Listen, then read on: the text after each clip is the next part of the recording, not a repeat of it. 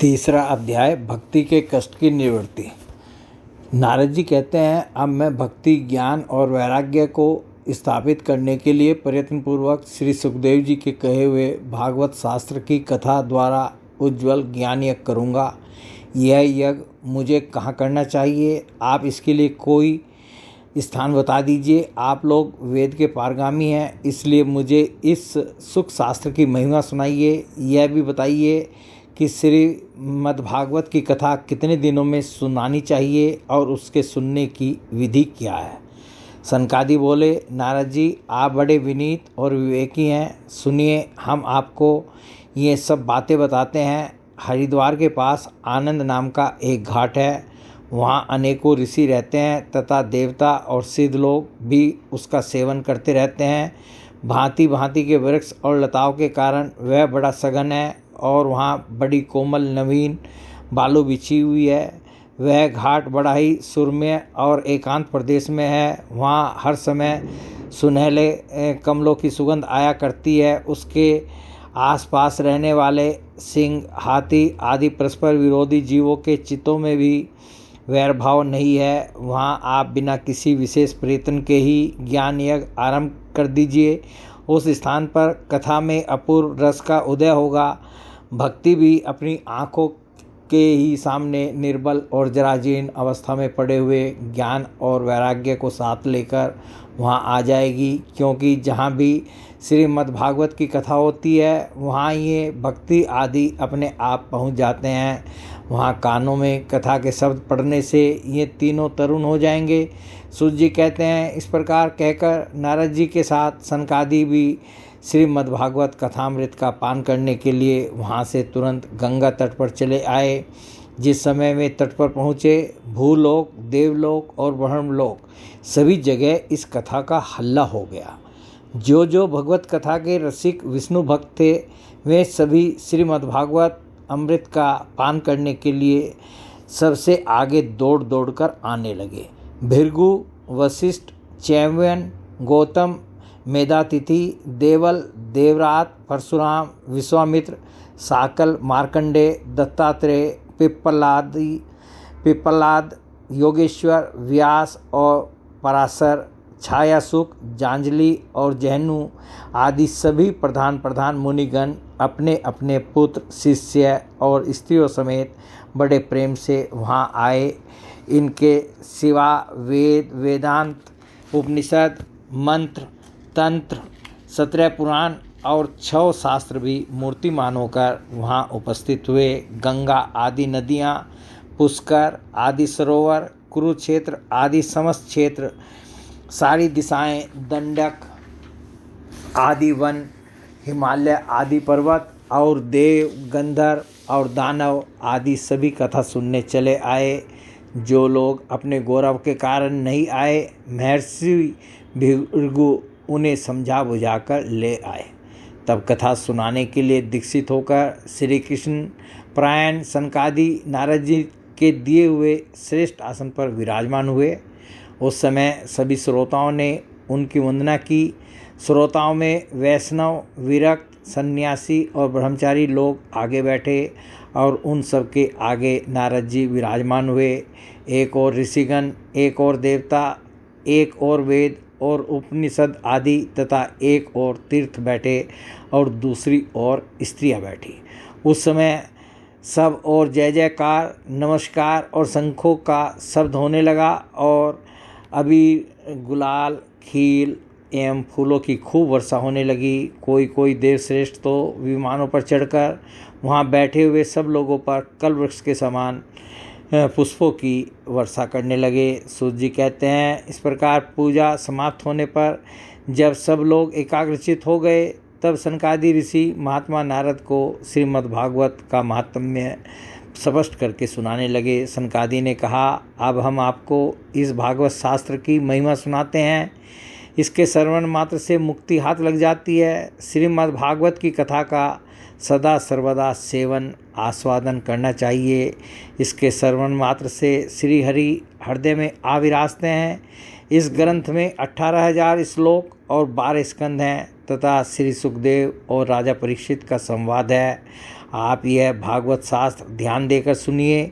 यह जीव तभी तक अज्ञानवश इस संसार चक्र में भटकता है जब तक क्षण भर के लिए भी कानों में इस सुख शास्त्र की कथा नहीं पड़ती। बहुत से शास्त्र और पुराण सुनने से क्या लाभ है, इससे तो व्यर्थ का भ्रम बढ़ता है। मुक्ति देने के लिए तो एकमात्र भागवत शास्त्र ही गरज रहा है। जिस घर में नित्य प्रति श्रीमद् भागवत की कथा होती है वह तीर्थ रूप हो जाता है, और जो लोग उसमें रहते हैं उनके सारे पाप नष्ट हो जाते हैं। हजारों अश्वमेध और सैकड़ों वाजपेयी यज्ञ इस सुख शास्त्र की कथा का 16वां अंश भी नहीं हो सकते। तपोधनों, जब तक लोग अच्छी तरह श्रीमद् भागवत का श्रवण नहीं करते तभी तक उनके शरीर में पाप निवास करते हैं। फल की दृष्टि से इस सुख शास्त्र की कथा समता गंगा, गया, काशी, पुष्कर या प्रयाग कोई तीर्थ भी नहीं कर सकता। यदि आपको परम गति की इच्छा है तो अपने मुख से ही श्रीमद् भागवत के आधे अथवा चौथाई श्लोक का भी नित्य नियम पूर्वक पाठ कीजिए।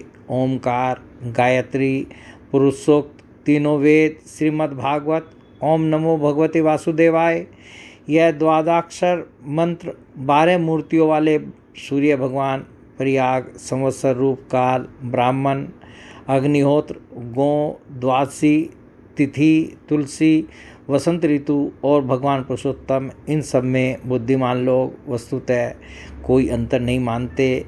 जो पुरुष अहर्निश अर्थ सहित श्रीमद् भागवत शास्त्र का पाठ करता है उसके करोड़ों जन्मों का पाप नष्ट हो जाता है, इसमें तनिक भी संदेह नहीं है। जो पुरुष नित्य प्रति भागवत का आधा या चौथाई श्लोक भी पढ़ता है उसे राजसूय और अश्वमेध यज्ञों का फल मिलता है। नित्य भागवत का पाठ करना, भगवान का चिंतन करना, तुलसी को सींचना और गौ की सेवा करना, ये चारों समान हैं।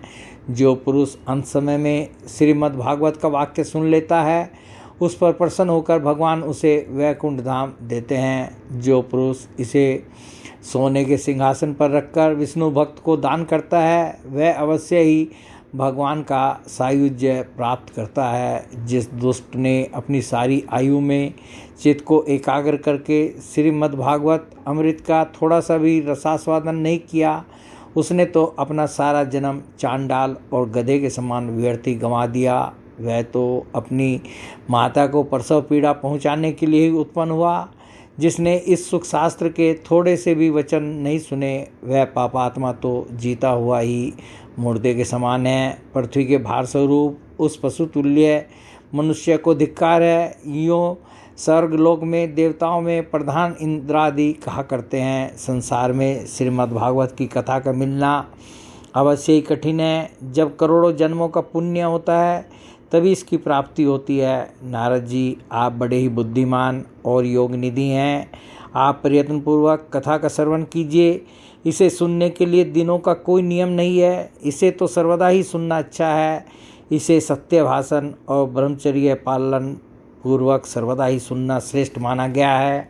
किंतु कलयुग में ऐसा होना कठिन है, इसलिए इसकी श्री सुखदेव जी ने जो विशेष विधि बताई है वह जान लेनी चाहिए। कलयुग में बहुत दिनों तक चित्त की वृत्तियों को वश में रखना, नियमों में बंधे रहना और किसी पुण्य कार्य के लिए दीक्षित रहना कठिन है। इसलिए सप्ताह श्रवण की विधि है। श्रद्धापूर्वक कभी भी श्रवण करने से अथवा माघ मास में श्रवण करने से जो फल होता है वही फल श्री सुखदेव जी ने सप्ताह श्रवण में निर्धारित किया है।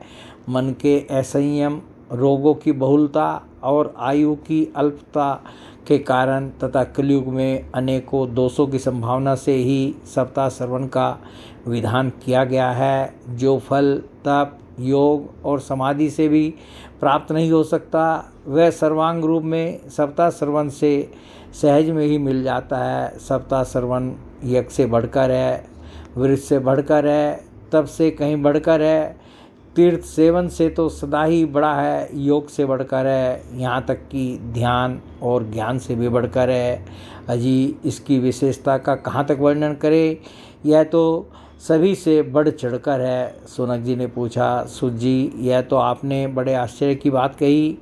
अवश्य ही यह भागवत पुराण योगवेता ब्रह्मा जी के भी आदि कारण श्री नारायण का निरूपण करता है, परंतु यह मोक्ष की प्राप्ति में ज्ञान आदि सभी साधनों का तिरस्कार करके इस युग में उनसे भी कैसे बढ़ गया। सूत जी ने कहा, सोनक जी, जब भगवान श्री कृष्ण इस धराधाम को छोड़कर अपने नित्य धाम को जाने लगे, तब उनके मुखारविंद से एकादश स्कंद का ज्ञानोपदेश सुनकर भी उद्धव जी ने पूछा।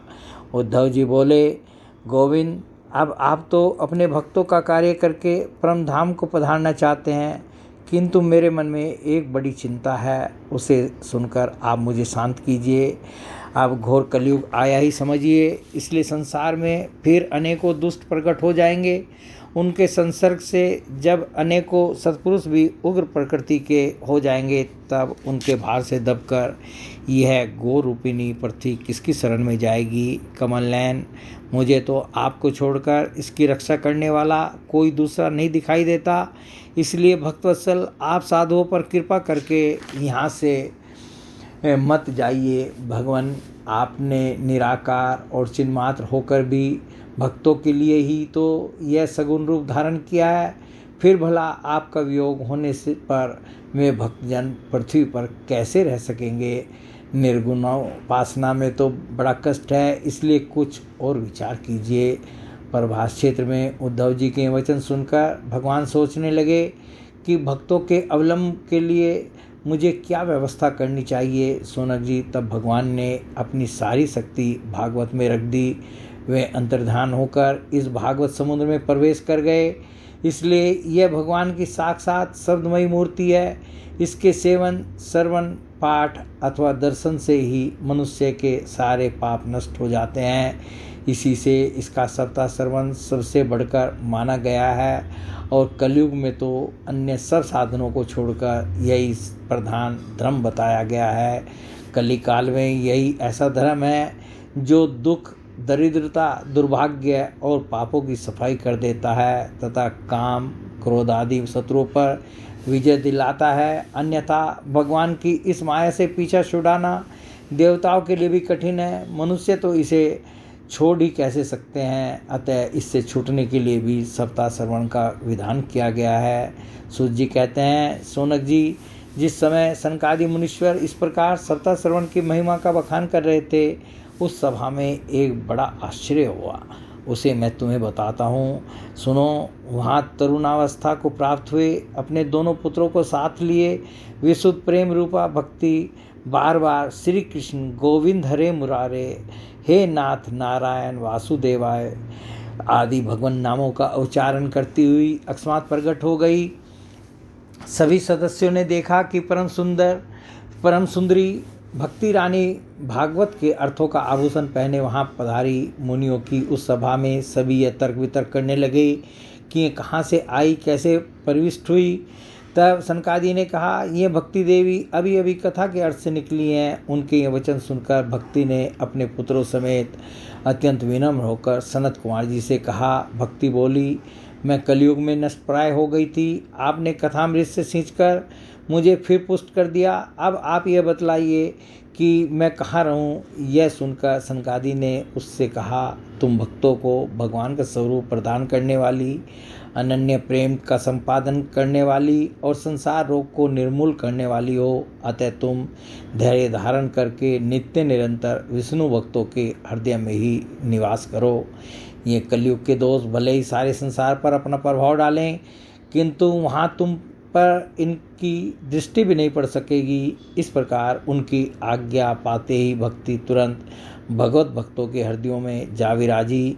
जिनके हृदय में एकमात्र श्री हरि की भक्ति निवास करती है, वे त्रिलोकी में अत्यंत निर्धन होने पर भी परम धन्य हैं, क्योंकि इस भक्ति की डोरी से बंध कर तो साक्षात भगवान भी अपना परम धाम छोड़कर उनके हृदय में आकर बस जाते हैं। भूलोक में यह भागवत साक्षात परब्रह्म का विग्रह है।